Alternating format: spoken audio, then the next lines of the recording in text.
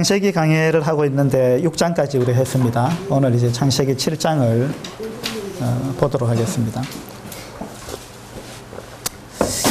창세기를 쭉 보면은 아담이 범죄한 이후로 하나님은 인간을 두 부류로 이렇게 보고 계셨습니다. 한 부류는 가인의 후손들이고 또 한 부류는 경건한 삶을 살아갔던 셋의 후손들이었습니다. 창세기 4장과 5장에 이제 두 부류가 나오는데 창세기 5장의 셋의 후손들의 하나님은 많은 관심을 가지고 계셨고 또 기대를 가지고 계셨습니다. 그런데 창세기 6장에 와 보니까 이 셋의 후손들이 가인의 후손과 섞여버려서 하나님이 참 슬퍼하시는 그런 모습을 보았습니다. 그래서 창세기 6장에 보니까 하나님이 이제 이 인간 세상에 더 이상 소망이 없다 그렇게 판단하시고 심판할 계획을 그렇게 세우십니다. 하나님은 언제 세상을 심판하실까요? 어떤 때 하나님은 세상을 심판하시려고 작정하실까요? 그런 마음을 가지실까요? 어떠할 때? 어떻게 생각하세요? 창세기 6장을 보도록 하죠.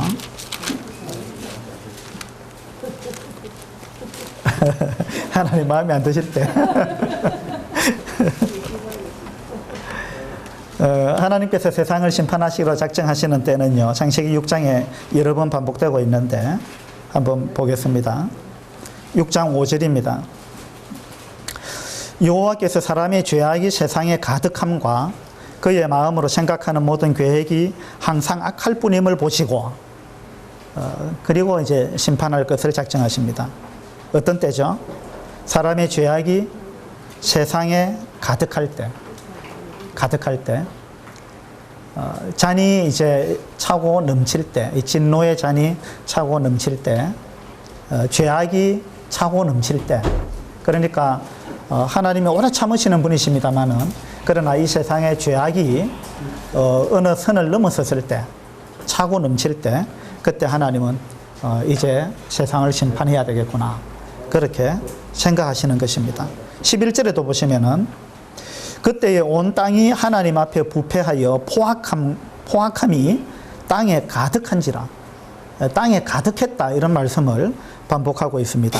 13절에도 보면은 하나님이 노아에게 이르시되 모든 혈육이 있는 자의 포악함이 땅에 가득함으로 그 끝날이 내 앞에 이르렀으니 이렇게 기록하고 있습니다.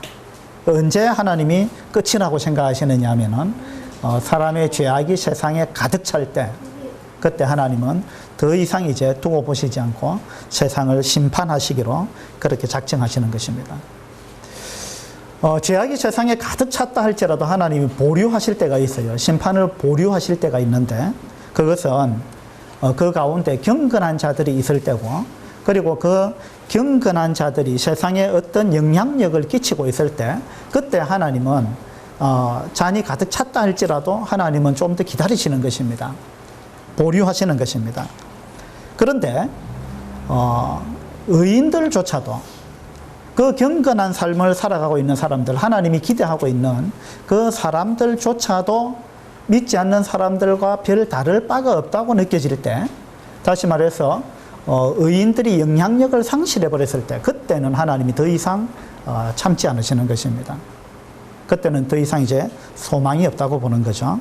그래서 창세기 6장 3절에 보시면 여호와께서 이르시되 나의 영이 영원히 사람과 함께 하지 아니하리니 이는, 왜 하나님이 이런 결정을 하셨느냐 하면 이는 그들이 육신이 됨이라 이랬습니다. 그들이 육신이 됨이라.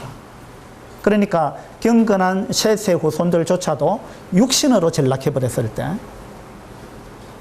그때 하나님은 더 이상 심판을 미룰 이유가 없다. 이렇게 하나님은 보시는 것입니다. 소돔성이 멸망할 때도 그랬습니다. 소돔성에 의인 10명이 없었어요. 의인 10명만 있어도 하나님이 참겠다 그랬어요. 그런데 소돔성에 의인 10명이 없었을 뿐만 아니라 그 몇몇 안 되는 의인들조차도 의인의 삶의 모습을 상실해버렸다는 것입니다. 그래서 죄인들과 동일하게 되어버렸을 때 그때 하나님은 소돔성을 멸하실 수밖에 없었습니다. 노아 시대에도 그랬습니다.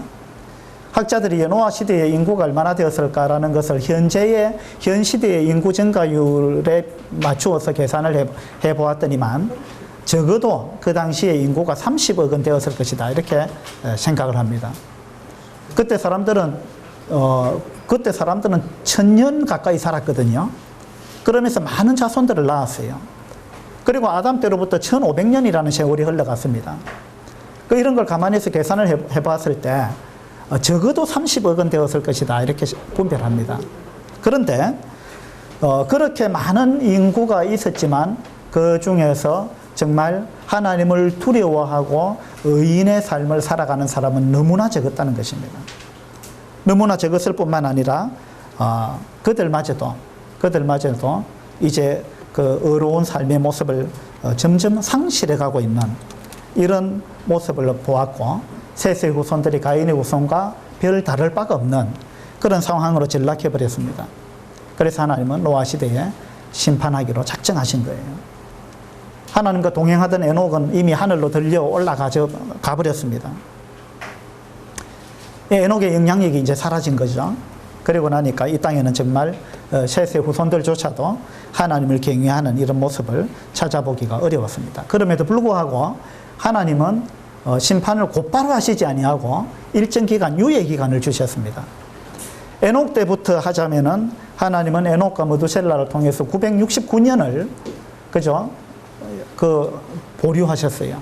심판을 969년을 기다려 주셨습니다. 무두셀라가 죽을 때까지.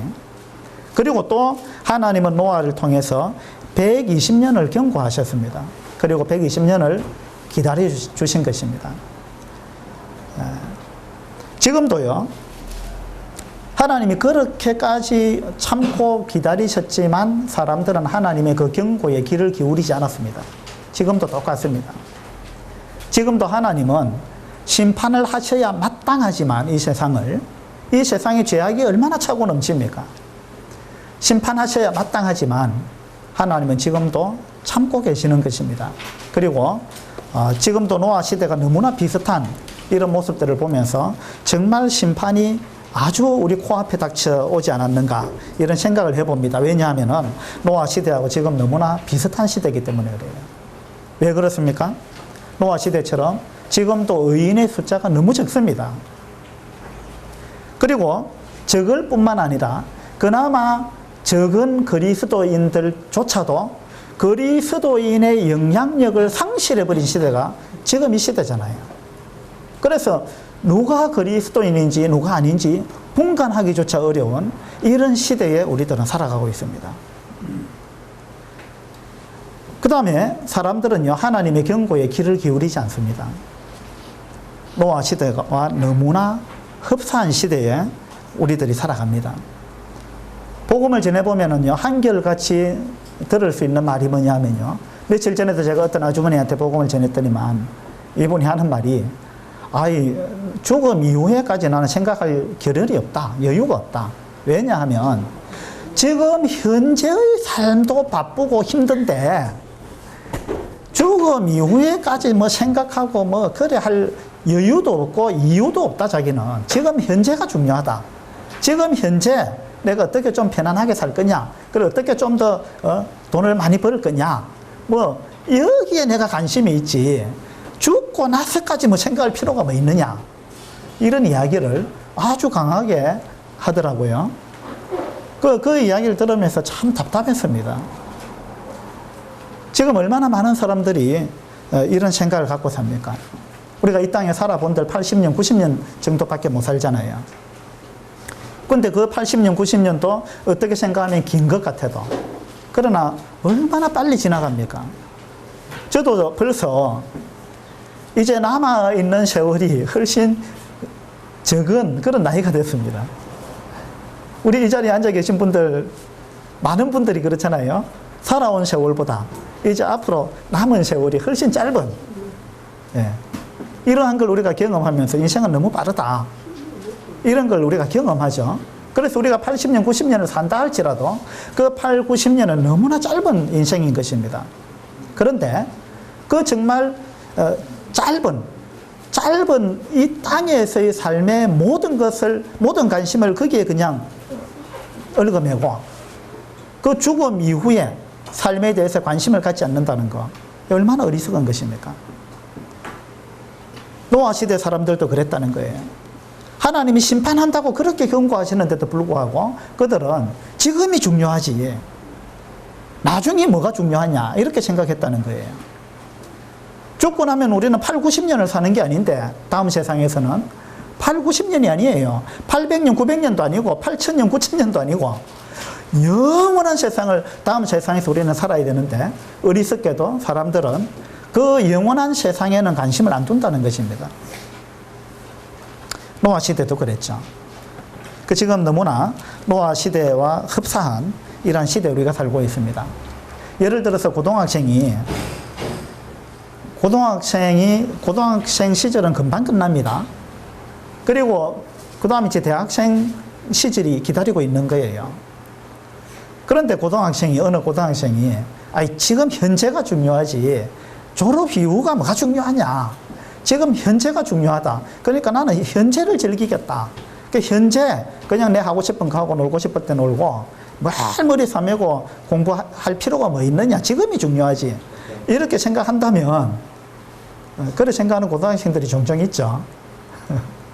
그렇게 생각한다면 누가 그런 고등학생을 현명한 사람이라고 하겠습니까? 미래를 생각하지 않는 사람. 미래를 생각하는 사람이 현명한 사람이죠. 그래서 창세기 6장 13절에 보면은 하나님이 노아에게 이르시되 모든 혈육 있는 자의 포악함이 땅에 가득함으로 그 끝날이 내 앞에 이르렀으니 이렇습니다. 그 끝날, 끝이 있는 거예요. 시작이 있으면 반드시 끝이 있습니다. 이 땅에서는요, 영원한 것이 없는 거예요. 시작이 있으면 반드시 끝이 있는 법입니다. 아담 때부터 시작해서 지금 1500년이라는 세월이 흘러갔습니다. 이 노아 시대까지. 1500년이 흐르면서 하나님은 이제 인류를 심판할 이러한 계획을 갖고 계시는 것입니다. 창세기 7장으로 가보겠습니다.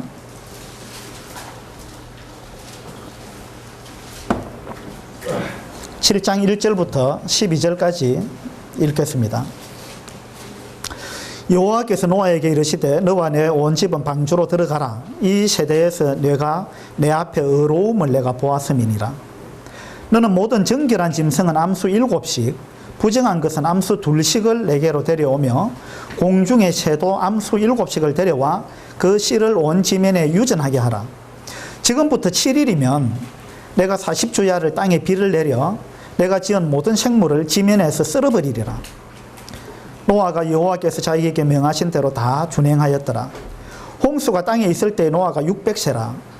노아는 아들들과 아내와 며느리들과 함께 홍수를 피하여 방주에 들어갔고 정결한 짐승과 부정한 짐승과 새와 땅에 기는 모든 것은 하나님이 노아에게 명하신 대로 암수 2씩 노아에게 나와 방주로 들어갔으며 7일 후에 홍수가 땅에 덮이니 노아가 600세 되던 해 둘째 달 곧 그 달 11의 날이라. 그날에 큰 기품의 샘들이 터지며 하늘의 창문들이 열려 40주야를 비가 땅에 쏟아졌더라. 창세기 7장에 가보니까 드디어 하나님의 심판이 시작되었습니다. 창세기 6장에서는 하나님이 120년의 유예기간을 주셨습니다. 6장에서. 그런데 이제 창세기 7장에 와보니까 이제 얼마 남았다 그랬어요? 7일 남았다, 이렇게 하나님이 말씀하십니다. 하나님이 120년 남았다 하고 6장에서 말씀하셨는데 그 당시 사람들은요 120년 남았다라는 소리를 들었을 때 어떻게 생각했을까요? 아이고 뭐 세월이 한참 많이 남았네, 까마득하네, 이렇게 생각하고 아마 긴박감을 느끼지 못했을 것입니다. 그런데 창세기 7장에 와보니까 그 세월이 순식간에 흘러가서 이제 7일밖에 안 남았다는 것입니다. 이 세월은 이렇게 흘러가는 거예요. 손살같이 흘러가는 것입니다.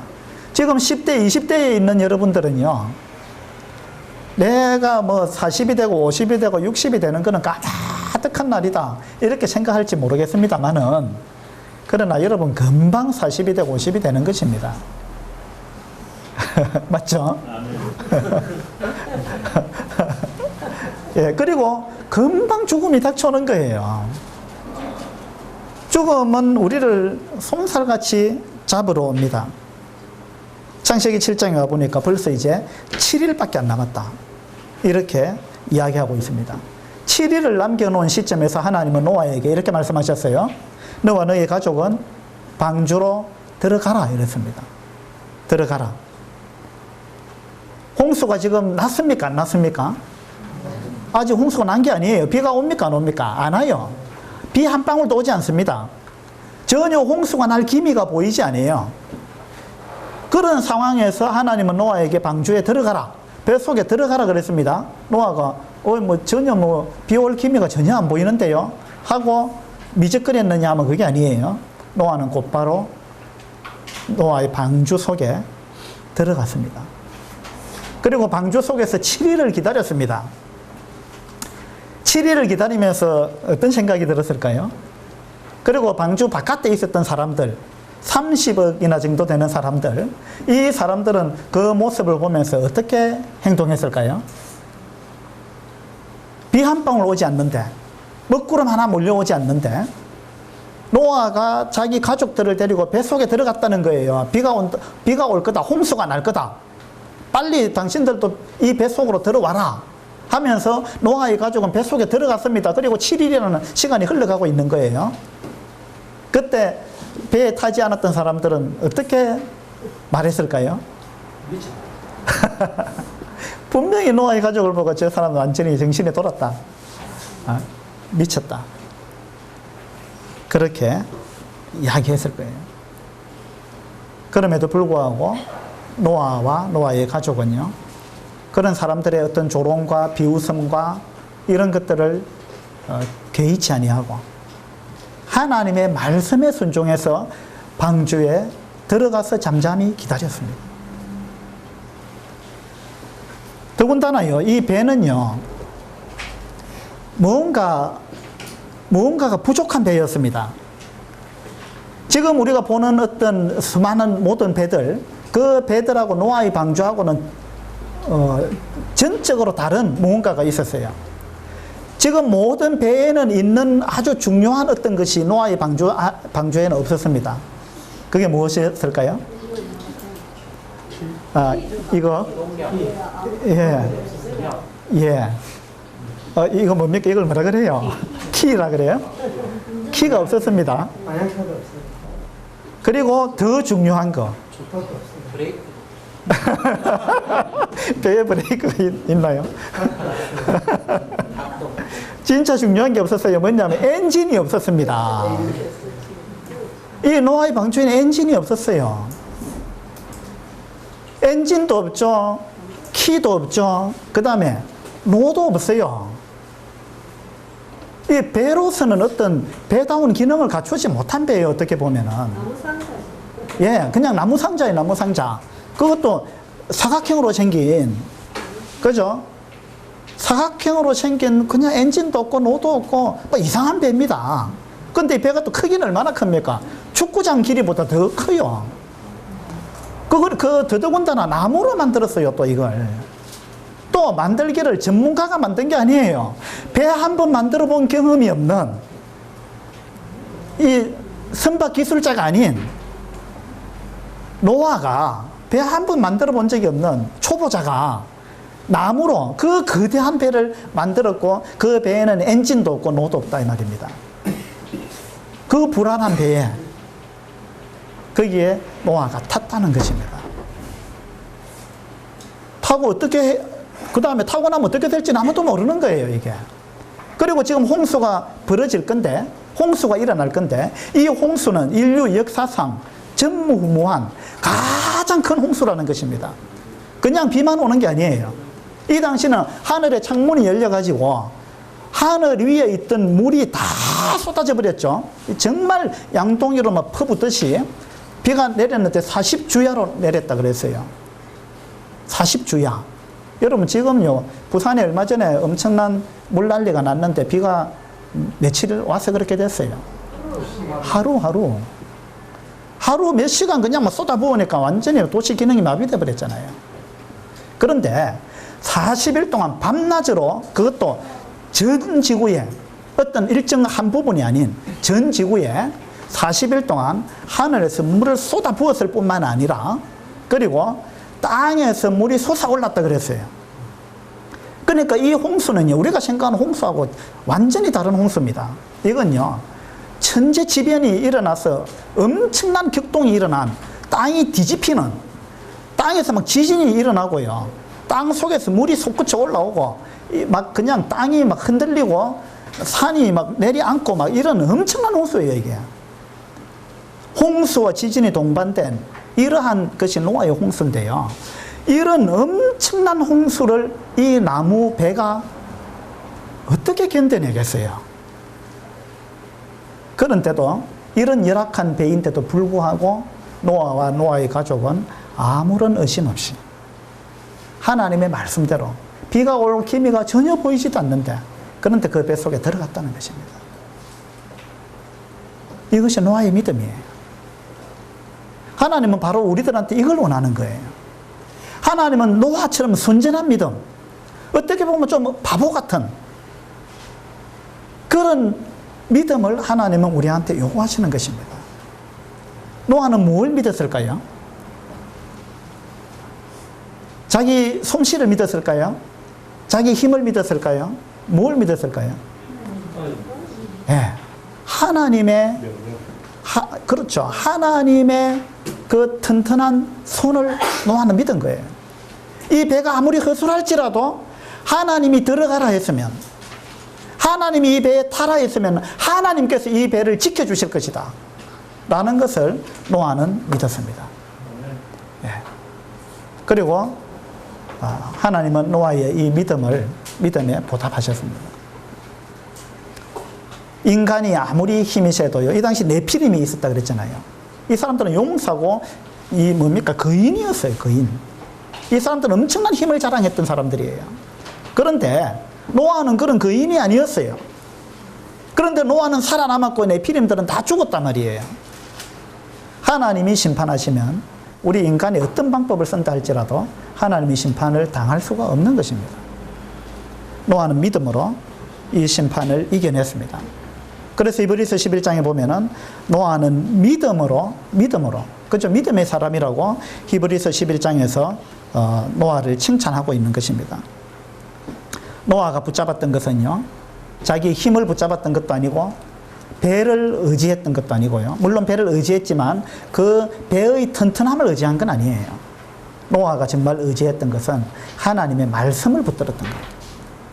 하나님이 들어가라 하셨으니까, 하나님이 들어가라 하셨으면, 그러면 그 말씀에 순종해서 들어가면 하나님이 책임지시는 거예요.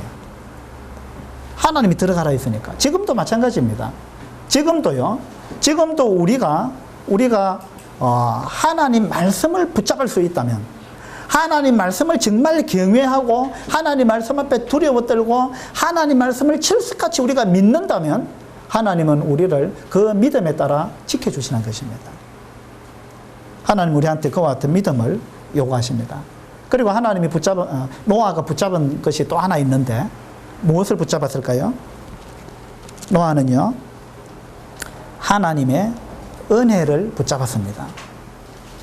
6장 8절에 보시면요,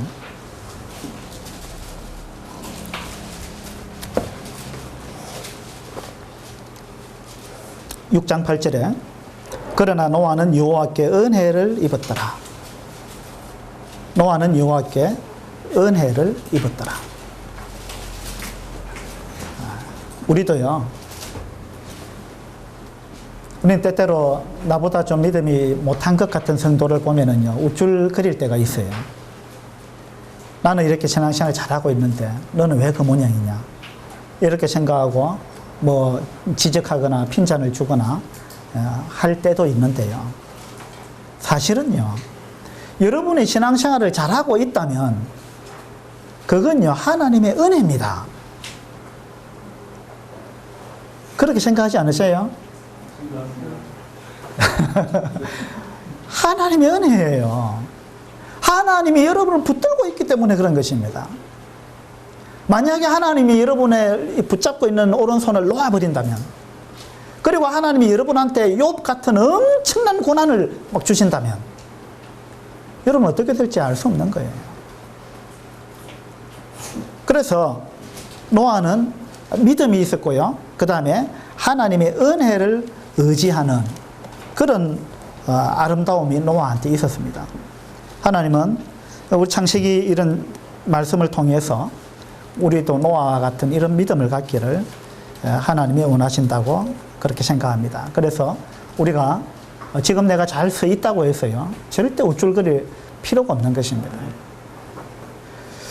창세기 7장에 보면 노아가 이 대단한 믿음을 가졌다 이런 거 우리가 볼 수 있는데, 근데 창세기 7장에요, 노아의 믿음 못지않은 놀라운 믿음을 가진 또 다른 존재가 있습니다. 누구겠습니까? 맞아요. 동물들이에요. 동물들. 아주 성경을 잘 보셨어요. 예. 노아 같은 정말 놀라운 믿음을 가졌던 존재는요, 동물들이었습니다. 동물들이요, 동물들은 하나님의 경고의 말씀을 듣고 방주에 들어갔습니다. 자발적으로 들어갔어요. 30억이나 되는 사람들은 아무도 안 들어갔습니다. 노아 가족 빼고는. 아무리 이야기해도 길을 닫아버리고 거기에 관심을 기울이지 않았는데, 짐승들은 하나님의 경고의 말씀에 순종했다는 거예요. 만약에 짐승이 자발적으로 방주에 들어오지 않았다면 노아 가족들이 얼마나 고생했겠습니까? 한번 생각해 보세요. 고생한다고 되는 일도 아니에요. 코끼리가 딱 안 타려고 버틴다고 칩시다. 코끼리가 딱 버티고 있으면 노아 가족 8명이 어떻게 이거 방주에 실을 거예요, 이 코끼리를.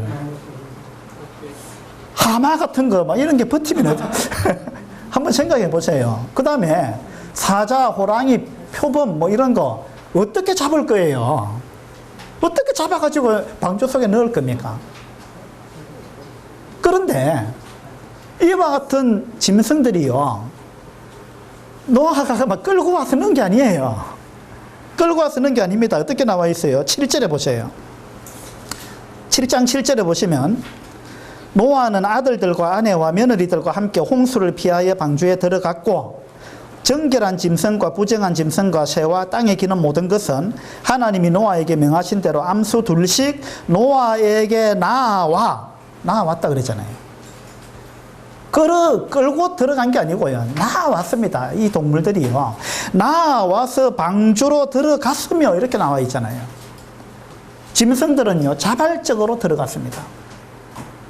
짐승들은 이와 같은 믿음과 순종의 모습을 보였는데, 그런데 사람들은요, 30억이나 되는 사람들은요, 부끄럽게도 짐승들보다도 못했어요.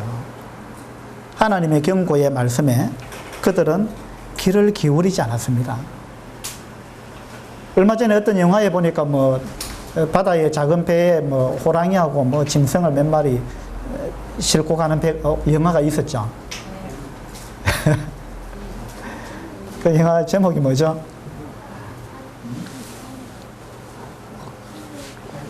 실령하셔서 다 영화를 안 보셨던가 보네. 그 영화 보니까 호랑이 때문에 막 혼비백산을 하더라고요, 이 사람이. 그 좁은 배 속에 호랑이하고 같이 탔으니까 얼마나 괴로웠겠습니까? 그런데 노아의 방주에 보세요, 호랑이, 표범, 사자, 사나운 짐승들 다 탔습니다, 거기. 그죠? 늑대, 이리, 생각해 보세요. 그 사나운 짐승들이 노아의 방주 안에 막 가득 있었습니다. 그런데 이 방주 안에서 이 짐승들이 막 으르렁거리고 서로 싸우고 막 잡아먹고 막 이랬다면 어떻게 됐겠어요? 그런데 노아의 방주 안에는 그런 일은 없었던 것 같습니다. 그죠? 만약에 거기서 사나운 짐승들이 막 잡아먹고 이랬다면은 이거 한 상씩 태운 게 무용지물이 돼버리는 거예요. 종족 보존하기 위해서 하나님이 한 상씩 태우라 그랬는데, 근데 거기서 막 잡아먹고 막 난리가 나면은 무슨 의미가 있겠어요? 그죠? 그러니까 노아의 방주 안에는 사나운 짐승들이 있었지만 그들이 서로 싸우거나 잡아먹거나 이렇게 안 했다는 이야기입니다. 왜 그랬을까요? 왜 그것이 가능했을까요? 네, 하나님이 명하셨어. 하나님이 그렇게 못하도록 명하신 거예요. 하나님이 그들을 권념하셨다. 이런 말씀이 있잖아요. 그래서 하나님이 그들을 붙잡으시고 하나님이 그렇게 못하도록 말씀하시고 해서 이 짐승들은요, 하나님 말씀에 순종했습니다. 거기 다니엘이 사자굴에 던져졌을 때도 보세요. 사자가 그 굶주린 사자들이 다니엘에게 전혀 해를 끼치지 않았다는 거예요. 왜 그것이 가능합니까? 하나님이 그 사자들한테 너 저 사람한테 손도 대지 마라. 발도 되지 마라. 발도 대지 마라.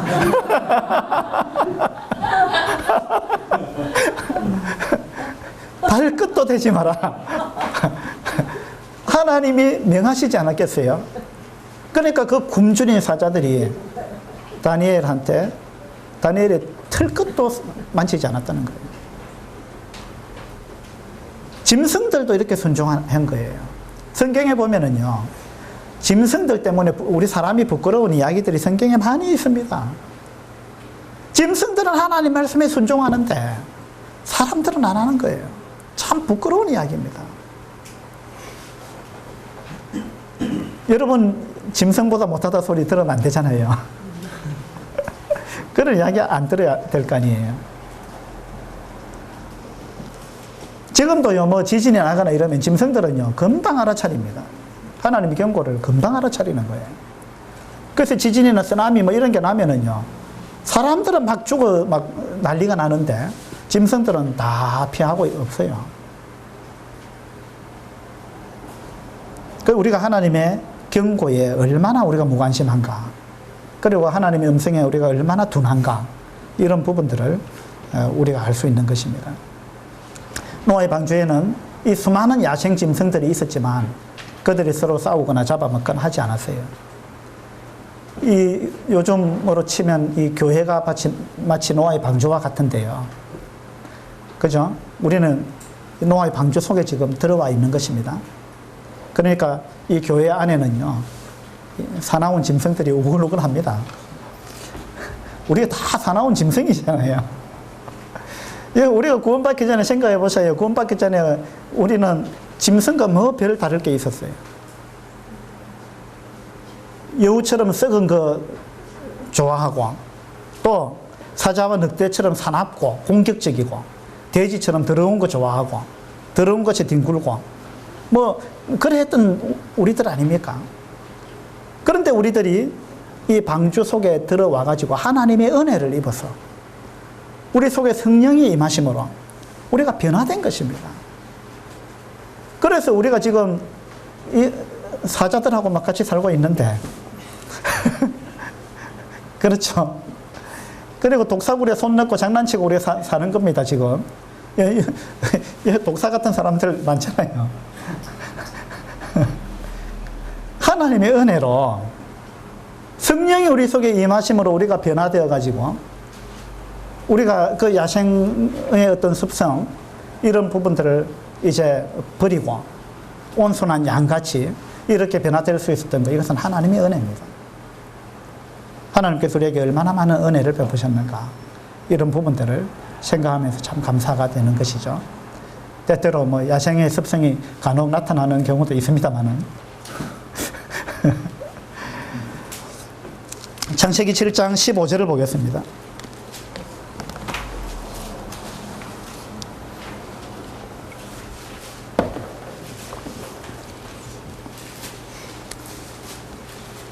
노아와 이제 하나님이 명하신 짐승들이 노아의 방주에 다 타고 나서 노아의 방주의 문을 누가 닫았을까요? 예. 15절 보겠습니다. 무릇 생명의 기운이 있는 육체가 둘씩 노아에게 나아와 방주로 들어갔으니 들어간 것들은 모든 것의 암수라. 하나님이 그에게 명하신 대로 들어가매 여호와께서 그를 들여보내고 문을 닫으시니라. 자, 방주의 문은 하나님이 닫으셨습니다. 하나님이 방주의 문을 닫았다는 것은요, 크게 두 가지 의미가 있는데, 그 하나는요, 하나님이 항상 사랑으로 대하시는 분은 아니다라는 걸 우리는 알 수 있어요. 항상 오래 참고 기다리시는 분만은 아니다라는 걸 알 수 있어요. 다시 말해서 하나님이 언젠가 문을 닫으신다는 거예요. 하나님이 문을 열어놓고 방주를 120년 동안 짓도록 하면서, 그리고 다 짓고 나서도 7일 동안 또 유예 기간을 두면서 하나님은 이 배에 타라, 들어와라, 와라 하고 하나님은 손을 활짝 벌리고 와라, 와라 이렇게 하나님은 말씀하시고 기다리셨습니다. 창세기 7장 1절에 보면 방주로 들어가라 이렇게 되어 있는데요, 우리말 성경에는 들어가라 이렇게 되어 있는데 영어 성경에는 들어와라 이렇게 되어 있어요. 그리고 원어에도 보면은 이 원어에도 이 단어가요, 가라라는 의미도 있고 오라는 의미도 있어요. 이런 걸 볼 때 하나님은 방주를 만들어 놓고요, 이 방주 속으로 오라, 오라. 하나님은 그렇게 오랫동안 기간을 두시고 참으시면서 초청하셨습니다. 지금도요, 똑같습니다. 지금도 하나님은 우리 사람들을 향해서 제발 이 배에 타라.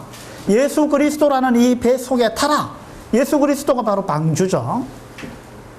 이 당시에 방주에 탄 사람만 살 수 있었듯이 지금은요, 예수 그리스도 속에 들어온 사람만 살아남는 것입니다. 하나님은 지금 이 시대에 예수 그리스도라는 방주를 마련해 놓으시고 예수 그리스도라는 이 방주 속에 타라, 타라 하고 하나님은 계속해서 우리를 초청하고 있습니다. 수많은 사람들을 초청하면서 하나님은 수천 년 동안 기다리고 계시는 것입니다.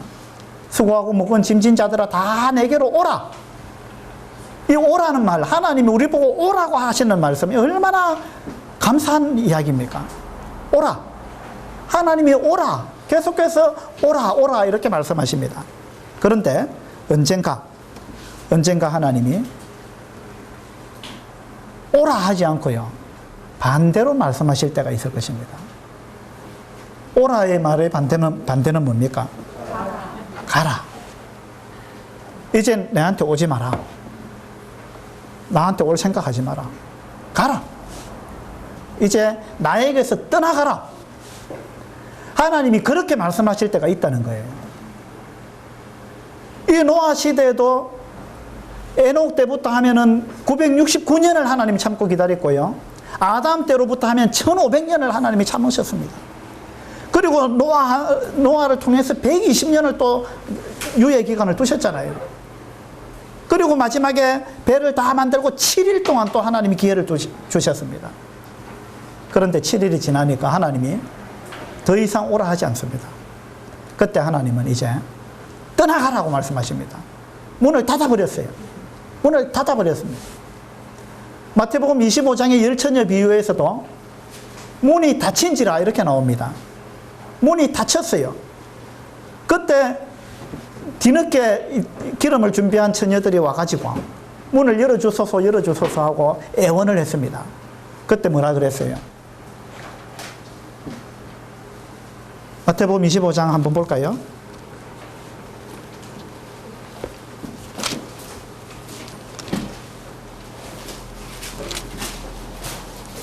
마태복음 25장 10절입니다. 10절. 그들이 사러 간 사이에 신랑이 오므로 준비하였던 자들은 함께 혼인잔치에 들어가고 문은 닫힌지라. 문이 닫혔습니다. 문이 닫히는 날이 반드시 있는 것입니다. 문은 닫힌지라. 그 후에 남은 처녀들이 와서 이르되 주여 주여 우리에게 열어주소서. 대답하여 이르되 진실로 너희에게 이르노니 내가 너희를 알지 못하노라. 내가 너희를 알지 못하노라. 마태복음 7장에서도 주님은 그렇게 말씀하셨어요. 내가 너희를 도무지 알지 못하노라. 내가 너희를 도무지 알지 못하노라. 이 불법을 행하는 자들아 나에게서 떠나가라 라고 주님이 마지막 때에 말씀하시겠다고 그렇게 경고하고 있는 것입니다. 여러분, 하나님이 좋으신 분이시지만 끝까지 무한정 참으시는 분은 아니라는 걸 아셔야 됩니다. 하나님은 사랑의 하나님이시지만 하나님은 또한 공의의 하나님이십니다.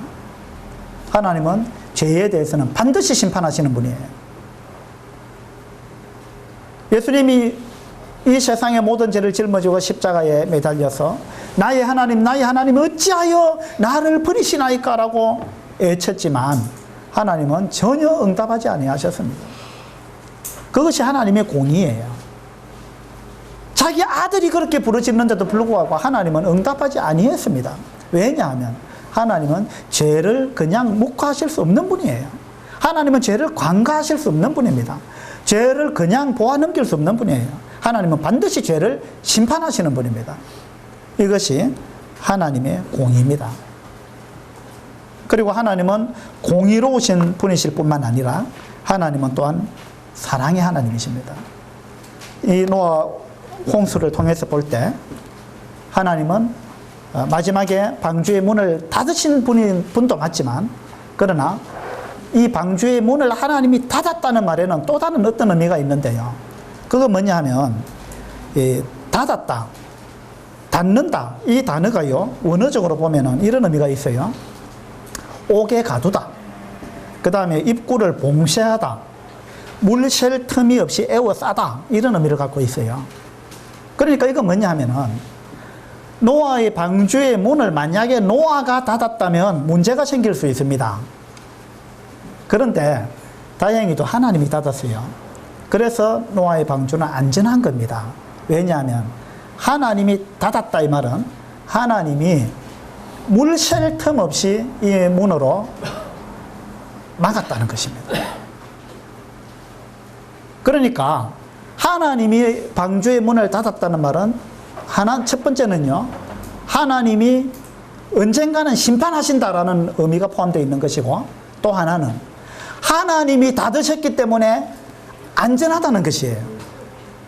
하나님이 닫으셨기 때문에 하나님이 책임진다는 거예요. 그래서 방주 속에 타고 있었던 사람들과 짐승들은요, 이 세상에 어떤 곳에 있는 것보다도 안전한 것입니다. 하나님이 보장하시는 거예요. 하나님이 문을 닫았기 때문에 절대적으로 안전한 것입니다. 이곳은 최고의 피난처입니다. 그래서 우리는 이 노아 홍수를 통해서 하나님은 심판하시는 분이다, 공의의 하나님이시다, 이런 것을 우리가 배울 수 있는 반면에, 또 한편으로는 하나님은 사람을 하나님 말씀을 순종하고 믿는 의인들을 향해서는 하나님께서 절대적으로 그들을 사랑하시고 보호하시는 분이시다 라는 것을 우리가 노아 홍수를 통해서 알 수가 있는 것입니다. 우리 로마서 8장을 한번 보겠습니다.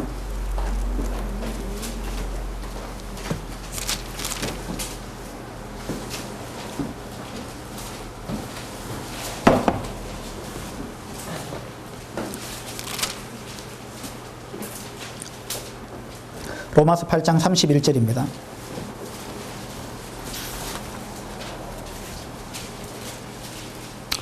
(8장 31절) 그런즉 이 일에 대하여 우리가 무슨 말하리요? 만일 하나님이 우리를 위하시면 누가 우리를 대적하리요? 얼마나 감사한 말씀입니까? 예. 하나님이 우리를 위하시면 누가 우리를 대적하리요? 예수 그리스도를 영접하고 예수 그리스도를 믿고 예수 그리스도라는 방주 안에 들어와 있는 자는 절대적으로 안전한 것입니다. 노아의 방주의 문을 하나님이 닫으셨기 때문에 어떤 홍수도, 어떤 힘도, 어떤 권세자도, 어느 누구도 이 방주를 깨뜨릴 수가 없는 것입니다.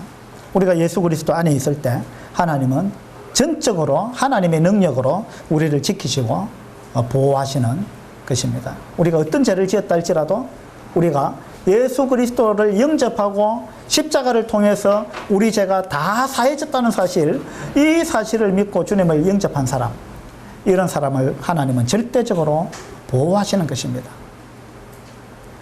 32절에 자기 아들을 아끼지 아니하시고 우리 모든 사람을 위하여 내주시니가 어찌 그 아들과 함께 모든 것을 우리에게 주시지 아니하겠느냐? 누가 능히 하나님께서 택하신 자들을 고발하리요? 의롭다 하신 이는 하나님이시니 누가 정죄하리요? 이런 죄 사함에 확신이 없는 수많은 이 기독교인들이 있는데요. 그러나 우리는 이와 같은 말씀을 붙들어야 되는 것입니다.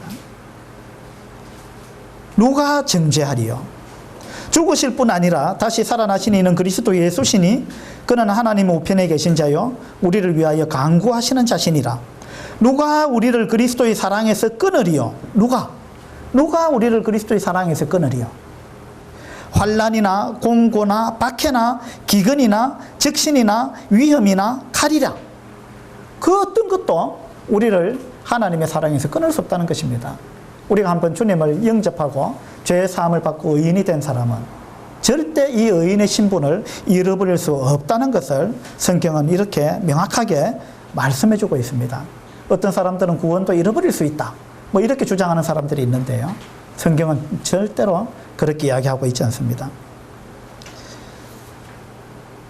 38절입니다. 내가 확신하노니 사망이나 생명이나 천사들이나 권세자들이나 현재일이나 장래일이나 능력이나 높음이나 깊음이나 다른 어떤 피조물이라도 우리를 우리 주 그리스도 예수 안에 있는 하나님의 사랑에서 끊을 수 없으리라. 절대적으로 안전한 것입니다. 이것이 예수 그리스도의 피의 능력입니다. 어떤 권세자들이나 천사들이나 사탄이라 할지라도 하나님이 우리를 보호하고 계시기 때문에 우리는 절대적으로 안전한 것입니다. 그 다음에 현재일이나 장래일이나 이렇습니다. 장래일이나 이 말은 뭐냐면은 앞으로 우리한테 어떤 일이 일어난다 할지라도 우리의 신분은 안전하다는 것입니다. 그러니까 내가 앞으로 뭔가 또 다른 죄를 지으면 지옥 가는 거 아닌가? 그건 아니라는 것이죠. 물론 이 말은 우리가 죄를 마음대로 지어도 된다는 이야기는 아니에요. 우리가 하나님의 자녀답게 경건하게 그렇게 죄를 짓지 않고 사는 것은 마땅한 것입니다. 그러나 우리는 완벽하게 그렇게 살 수 없죠. 그리고 우리가 설령 죄를 지었다 할지라도 십자가에서 흘리신 예수님의 피는 우리의 모든 죄를, 시간을 초월해서 우리의 모든 죄를 십자가에서 단번에 다 사하셨다는 것입니다. 그래서 노아의 방주를 통해서 우리는 하나님이 반드시 심판하시는 분이시다는 사실과 그리고 심판 가운데서도 하나님은 의인을 지키시고 보호하신다는 사실, 이러한 사실을 우리는 창세기 7장을 통해서 알 수가 있는 것입니다. 그리고 창세기 7장을 통해서 우리는 노아의 믿음과 순종, 이런 부분을 우리가 보았습니다. 우리도 노아의 그런 순전한 믿음, 순수한 믿음, 이런 믿음을 갖게 되기를 바라고, 그런 믿음을 우리가 행사하게 되기를 바라고, 그로 인해서 우리가 하나님을 기쁘시게 하고 하나님을 영화롭게 하는 그러한 우리들이 되기를 바라는 것입니다. 기도하겠습니다.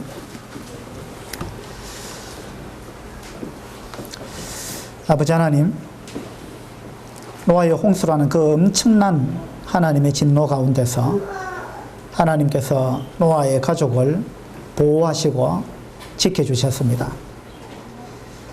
이 시대에도 동일하게 예수 그리스도라는 방주 속에 들어오게 되었을 때 우리는 절대적으로 안전을 보장받을 수 있다는 이러한 말씀을 통해서 저희들이 위안을 받게 됩니다. 저희들이 정말 노아처럼 그런 순전한 믿음을 가지고 살아갈 수 있도록 하나님 저희들을 붙들어 주시기 바랍니다. 또 하나님은 죄에 대해서는 반드시 심판하신다는 이러한 사실을 우리가 경각심을 가지고 받아들일 수 있도록 도와주시기를 바랍니다. 노아 시대의 수많은 사람들은 현재의 삶에 붙잡혀서 하나님의 경고를 무시했습니다. 저희들 구원받은 저희들이라 할지라도 저희들도 마찬가지로 현재의 삶에 우리의 마음이 다 빼앗기는 그런 어리석은 삶을 살지 않도록 하나님 저희들을 또 도와주시기를 바랍니다. 감사드리며 우리 주 예수 그리스도 이름으로 기도드립니다. 아멘.